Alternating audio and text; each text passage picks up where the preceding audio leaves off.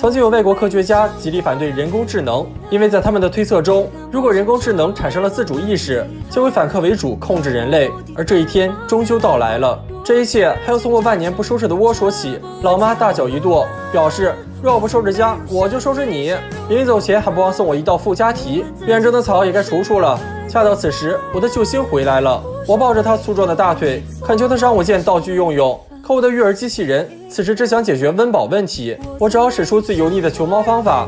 迫于我的可爱，他只好掏出机器丸。这颗小小的药丸内装有最强大脑，比如将药丸粘在书上，书就成了机器人，可以自己回到原本的位置。有了此等神器，就算房间再脏再乱，收拾起来也只是分分钟的事。房间再次回归了一尘不染。蓝胖子想收回道具，可我却想用这个道具来上大扫除。为了不让蓝胖子破坏我讨好老妈的机会，我给他的口粮也粘上了药丸，接着命令口粮速速逃跑。看着离家出走的口粮，蓝胖子还哪有心情管我？我给吸尘器粘上，命令他清扫房间，接着再给镰刀粘上，让他们负责除草。接着我又清扫了浴室，走廊也布置给了抹布，而我则回到了房间，看起了自动翻页的漫画。这种衣来伸手饭来张口的日子简直太爽了，就连静香来找我还伞，也有着放伞桶帮我出门取件。所以等我骑着椅子下楼后，就失去了一次与静香约会的机会。无聊时，我跟老头乐下围棋，遇到会被瘙痒时，老头乐还能帮我挠上2下，听着音乐下着棋。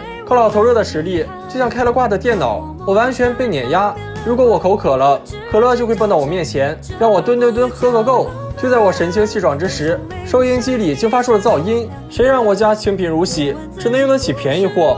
我痛恨起爸妈的节俭，将收音机扔在了院中。此时的蓝胖子还在拼命追赶着自己的口粮，可他仿佛自带 debuff， 过马路时遇到红灯，过铁轨时遇到下降的挡杆，而电视上播放的人工智能的讨论仿佛预示了我的未来。我坐上会移动的椅子，想去巡查一下家是否被收拾干净，可走廊上的积水却让我旋转720度，从满血摔成了残血。另一面的蓝胖子终于抓到了心心念念的口粮，觉得再苦再累都不算个事儿。这时静香前来说出了家里的诡异，蓝胖子预感大事不妙。此时的我还未意识到危险，我将家具全部召集，诉说着对他们的不满。岂料他们竟然有了自我意识，就因为我不爱就抛弃，他们就选择针对我，扬言要站起来当主人，而我成了他们要打倒的第一人。我整个人都惊呆了，看着扑面而来的家具，我连滚带爬疯狂逃窜。吸尘器拽住了我，可乐瓶趁机疯狂摇晃，对着我帅气的脸进行疯狂喷射。我逃出客厅，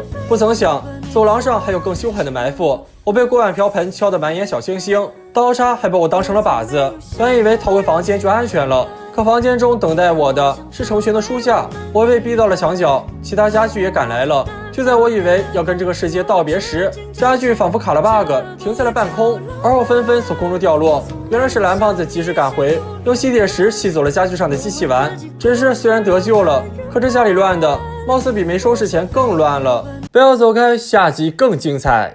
一封信为什么能让静香抛弃约会对象，转而牵起了大熊的小手？一封信又为什么让蓝胖子看完后直呼太害臊了？这背后的写手到底是谁？距离叔叔把一套上好的图鉴送给大熊已经3个月了，可大熊却一心只想白嫖。老妈勒令他今天必须把感谢信写出来，否则就要老拳伺候。大熊在书桌前都快憋出内伤了，才写出了3个大字：书不错，我喜欢。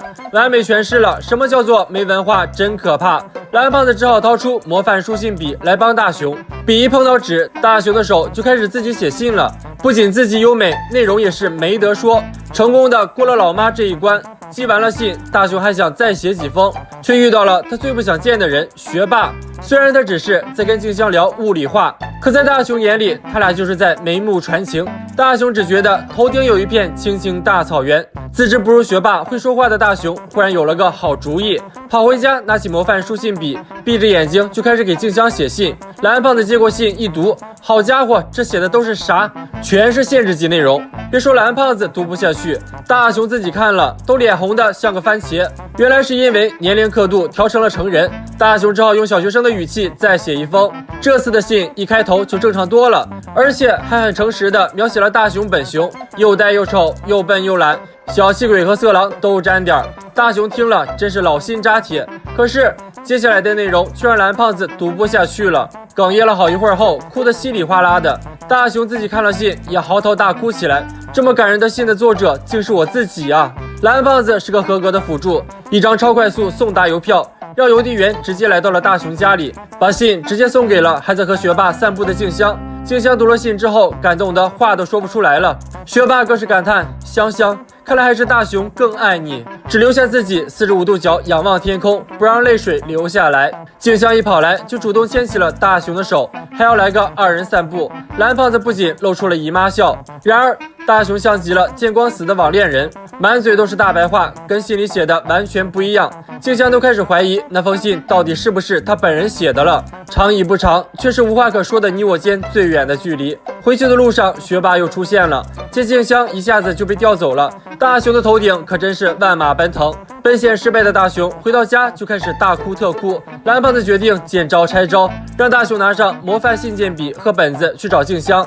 大雄来到静香家，把信塞给静香，就头也不回的走了。静香本来还在抱怨大雄写的是一套，嘴上又是一套，可一读到信就泣不成声，扔下学霸就去追大雄了。静香一路找到了河边，才终于遇到了大雄。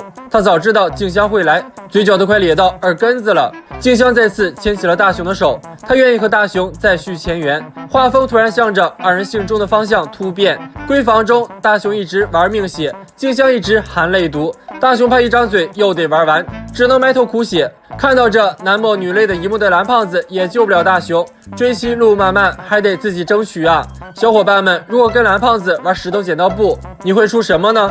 不要走开，下集更精彩。知大雄者，蓝胖子是也。仅凭大雄的脚步声，就知道大雄今天惨遭倒霉3连击。可蓝胖子还是算漏了，今天可是4连击。大雄还丢了钱，大雄觉得自己是世上最倒霉的人。蓝胖子化身语言大师，再黑的夜也会迎来次日的阳光，毕竟冬去春来嘛。可大雄的冬天有些长，蓝胖子于心不忍，拿出了幸运分享丸，只要吃了它，再去碰触遇到好事的人，自己就会变成欧皇。2人出门寻找，还真就有病看医，找对人了。看着原地蹦迪的快乐劲儿，就是大雄要找的人。此人也如小夫一般财大气粗，生日礼物都是块劳力士。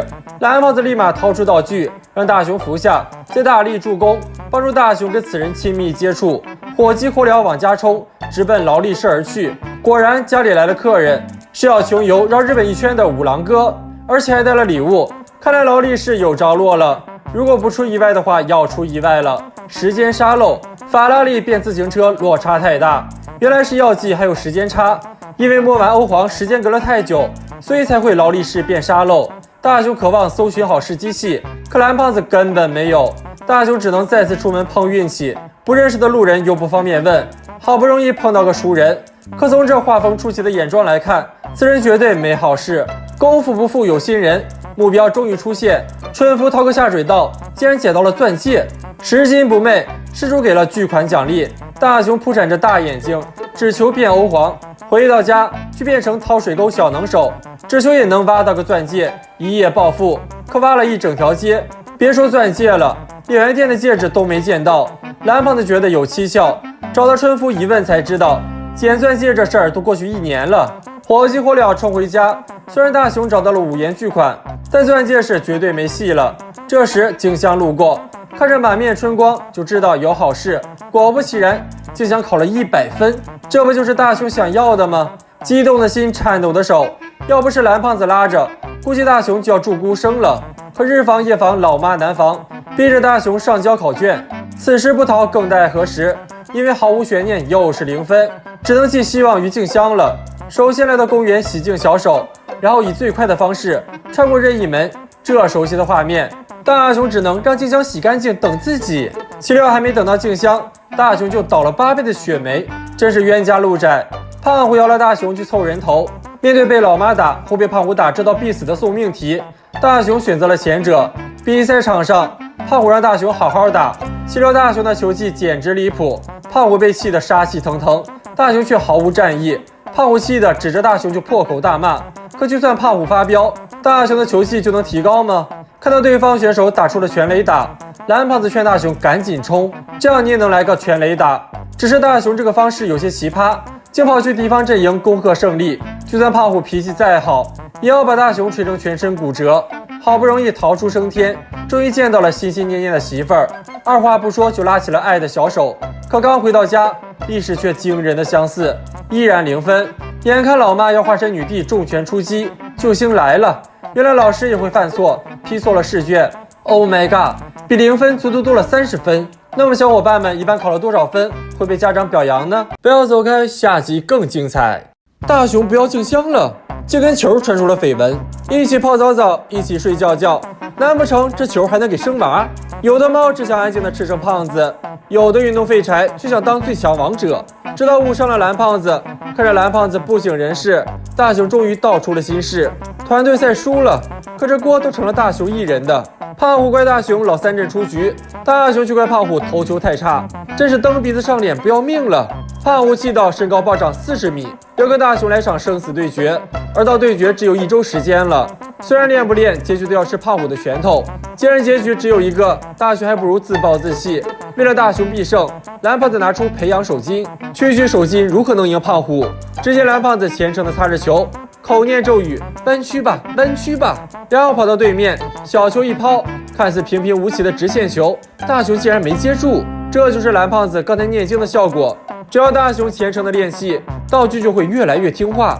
培养一个球，这简直就是离谱他妈给离谱开门，离谱到家了。但大雄只能乖乖照做。虎父二人看着念经的大雄，嗅到了阴谋的味道。空地上的大雄依然半信半疑，但效果不会骗人。看到准头高了，大雄觉得自己稳了。蓝胖子来到空地，大雄正努力修行，这一发命中的技术就给蓝胖子看呆了。定点投射，大雄也可以是名技术流，稳了稳了，绝对稳了。但大雄睡觉时，棒球却发出了诡异的光芒。雄虎二人针锋相对，都觉得自己是最强王者。但小福是个人精，看出了今天的大雄不一样，喊来媳妇儿当助手，要展现小学生的男子气概。虎父二人本想打探敌情，岂料大雄的球技依然离谱得很。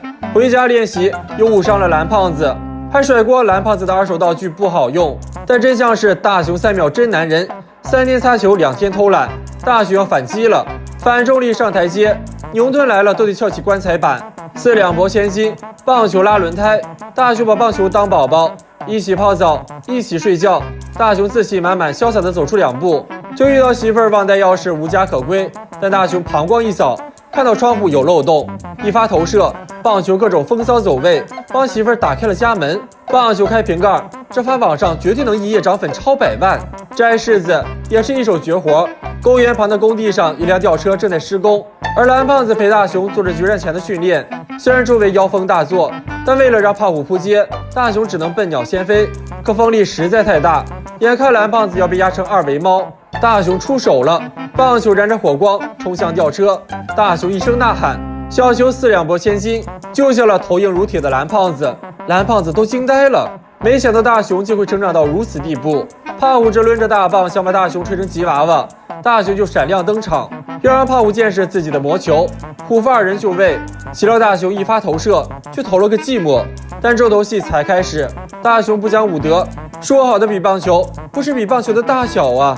那么让小伙伴们来培养的话，会培养什么物品呢？不要走开，下集更精彩。在古老的印度有这样一个传说，只要摩擦神灯，就会召唤出满足自己愿望的灯神。而大雄因为每天有20个小时都在做作业，完全没有时间出门嗨皮，便希望长得不像人的小多拉也能有神灯。岂料小多拉还真有，但这个灯却叫做没有灯神的神灯，一看就像便宜的地摊货。但为了减负，大雄还是摩擦起了神灯。可他使出单身狗最快的手速，却依然没能召唤出灯神，因为里面压根就没灯神。于是小多拉反面教学，把大雄吸入神灯，让他成为了灯神。接着他摩擦神灯，召唤出灯神大雄，命令他完成作业。下一秒，大雄变身真学霸，分分钟就完成了今日份的作业，而魔法也随之解除。